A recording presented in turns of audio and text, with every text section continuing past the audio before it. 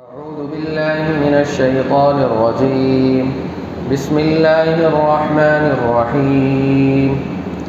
إذا زلزلت الأرض زلزالها وأخرجت الأرض أثقالها وقال الإنسان ما لها يومئذ تحدث أخبارها بأن ربك أوحى لها يومئذ يصدر الناس أشتاتا ليروا أعمالهم فمن يعمل مثقال ذرة خيرا يره ومن يعمل مثقال ذرة شرا يره. صدق اللہ العظیم. سورۃ الزلزال یہ مدنی سورت ہے اور اس میں 8 آیتیں ہیں. شروع اللہ کے نام سے جو سب پر مہربان ہے، بہت مہربان ہے. اذا زلزلت الارض زلزالها، جب زمین اپنے بھونچال سے جھنجھوڑ دی جائے گی. واخرجت الارض اثقالها، اور زمین اپنے بوجھ باہر نکال دے گی. وقال الانسان ما لها، اور انسان کہے گا کہ اس کو کیا ہو گیا ہے.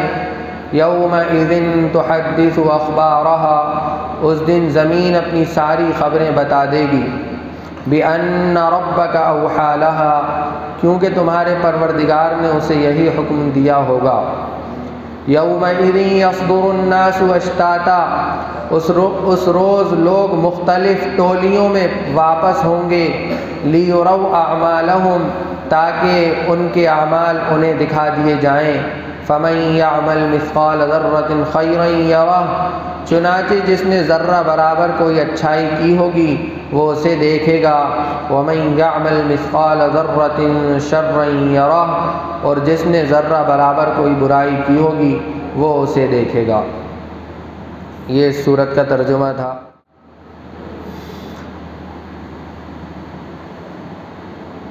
سورۃ الزلزال یہ مدنی سورت ہے. اس کے بارے میں 2 قول ہیں. ایک قول ہے حضرت ابن مسعود رضی اللہ عنہ جو کہتے ہیں کہ یہ مکی سورت ہے، اور ان کے کہنے کی وجہ یہ ہے کہ اس سورت کے اندر جو مضمون بیان کیا گیا ہے وہ مکی صورتوں کی طرح بیان کیا گیا ہے. جس طرح مکی صورتوں کے اندر قیامت کی ہولناکیاں بیان کی جاتی ہیں، اس بنا پر انہوں نے کہا کہ یہ مکی صورت ہے. لیکن حضرت ابن عباس، حضرت قتادہ اور جمہور مفسرین کا کہنا یہ ہے کہ یہ سورت مدنی ہے. اس سلسلے میں کئی تفاسیر دیکھیں. بعد میں جا کر حضرت ابو محمد الحسن الشیبانی الفراء جنہوں نے تفسیر بغوی لکھی ہے، اس تفسیر میں جا کر ایک حوالہ ملا جمہور کا کہ جمہور کا قول یہ ہے کہ یہ مدنی صورت ہے. اسی طرح جو پچھلی صورت جو گزری ہے سورہ بینہ، اس میں یہ بیان کیا گیا تھا تفسیر روح المعانی کے حوالے سے کہ مشہور قول ہے مکی صورت ہے. لیکن وہاں بھی علامہ شوکانی علیہ الرحمٰن نے فتح القدیر جو ایک تفسیر کی بہت بڑی کتاب ہے، اس میں لکھا ہے کہ جمہور کا قول یہ ہے کہ وہ بھی مدنی صورت ہے.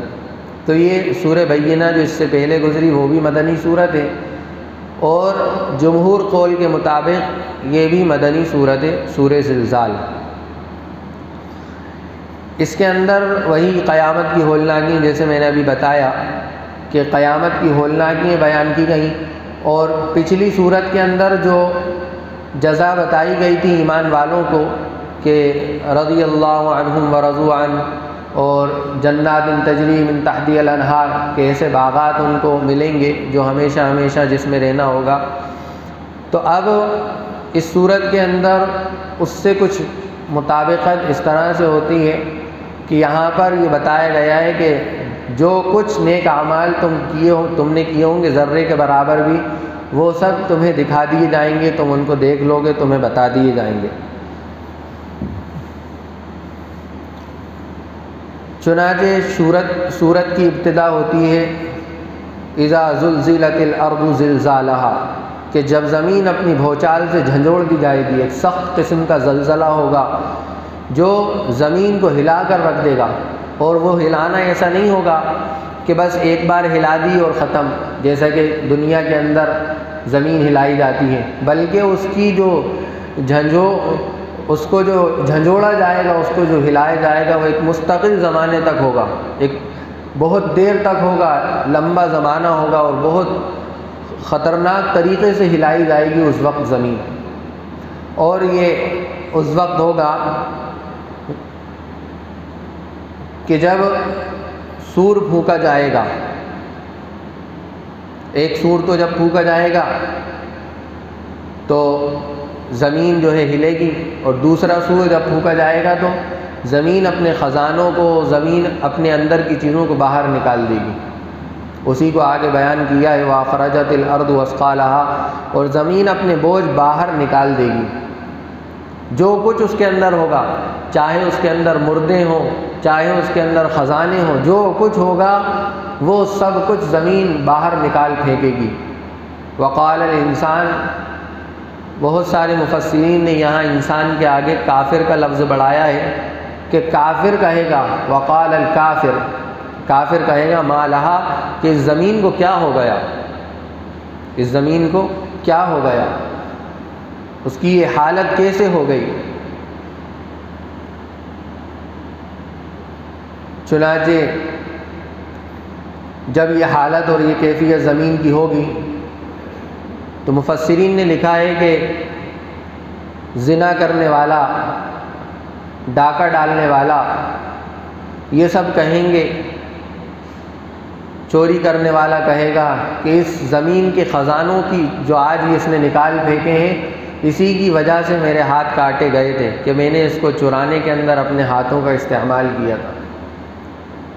قطع تعلق رشتے توڑنے والا کہے گا کہ اس جائیداد اور اس سونے اور چاندی جو آج یہ زمین نکال کر پھینک رہی ہے، اسی کی وجہ سے میں نے اپنے رشتوں کو توڑا تھا اس کو حاصل کرنے کے اندر، کہ مجھے اس کی لالچ تھی، اور آج دیکھو اس زمین کو کیا ہو گیا کہ پورے خزانے نکال کر پھینک رہی ہے، اور آواز لگوائی جائے گی اللہ کی طرف سے کہ اٹھا لو جو کچھ اٹھا سکتے ہو، زمین کے جو ٹکڑے ہیں، سونے چاندی کے جو ٹکڑے ہیں، ان کو اٹھا لو، جو کچھ اٹھا سکتے ہو۔ تو کوئی اٹھانے والا اس وقت نہیں ہوگا، کسی میں ہمت نہیں ہوگی کہ اٹھا لے۔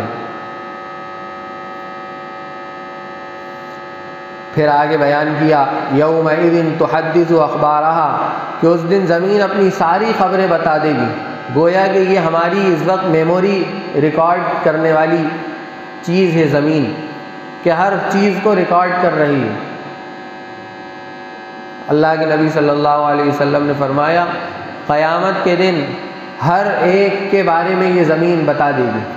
اللہ تبارک و تعالیٰ کہیں گے، جس کو آگے بیان کیا کہ یومئذ تحدث اخبارہا بأن ربک اوحی لہا، کہ اس کو اپنے رب کا حکم ہوگا کہ بول، تو وہ بولنا شروع کرے گی کہ فلاں شخص نے میرے اوپر فلاں وقت زنا کیا تھا، فلاں شخص نے فلاں وقت میں میرے اوپر بدکاری کی تھی، فلاں شخص نے فلاں وقت کے اوپر میرے اوپر چوری کی تھی، فلاں وقت میں فلاں شخص نے، اور ان لوگوں نے جو ہے ڈیجوں کے پیچھے میرے اوپر ڈانس کیا تھا، سب کچھ بتا دے گی۔ اور ہمارا ایمان ہے اس بات کے اوپر کہ قیامت کے دن یہ سب ہوگا۔ تب ہمیں کیا چاہیے کہ ہم پھونک پھونک کر زمین کے اوپر قدم رکھیں، اور کوشش کریں کہ ہر قدم ہمارا نیکی کی طرف اٹھے، ہر قدم ہمارا نیکی کی طرف اٹھے۔ چنانچہ بعض بزرگوں کو دیکھا ہے کہ مسجد کے جہاں جاتے ہیں، نئی مسجد میں گئے تو 2 رکعت وہاں پڑھی، 2 رکعت یہاں پڑھی، 2 رکعت وہاں پڑھی۔ پوچھا بھائی یہ کیوں کر رہے ہیں؟ فرمایا کہ یہ زمین کے جتنے حصوں پہ ہم نماز پڑھیں گے، یہ سب کل قیامت کے دن گواہی دیں گے کہ اللہ اس نے میرے اوپر یہاں نمازیں پڑھی تھی۔ تو کوشش ہماری کیا ہونا چاہیے کہ ہمارا ہر قدم خیر کے کام میں اٹھے، برائی کے کام میں نہ اٹھے، اس لیے کہ ہم یقین رکھتے ہیں اس بات پر کہ یہ زمین قیامت کے دن سارے اعمال اگل دے گی۔ ان کان خیرن فخیر، اگر اچھائی کی ہوگی تو اچھائی بتائے گی، وان کان شرن فشرن، اور اگر برائی کی ہوگی تو برائی بیان کر دے گی کہ یہ برائیاں کی، اچھائی کی ہوگی تو اچھائیاں بیان کرے گی۔ پھر آگے فرمایا کہ یومئذ یصدر الناس اشتاتا، کہ اس دن لوگ ٹولیوں میں الگ الگ لوٹیں گے۔ اس کے دو مطلب ہیں۔ ایک مطلب تو یہ کہ لوگ حساب کتاب کی جگہ میں پہنچنے سے پہلے ٹولیوں میں بانٹ دیے جائیں گے۔ زنا کرنے والوں کا گروپ ایک الگ ہوگا، چوری کرنے والوں کا گروپ ایک الگ ہوگا، بے نمازیوں کا گروپ ایک الگ ہوگا، روزے چھوڑنے والوں کا گروپ الگ ہوگا۔ اشتاتا، ٹولیوں میں بانٹ دیے جائیں گے، ایک مطلب تو یہ۔ دوسرا مطلب یہ ہے کہ جب حساب کتاب ہو چکے گا تو یہ دو گروہ میں بٹ جائیں گے، جنت والے الگ ہو جائیں گے اور جہنم والے الگ ہو جائیں گے۔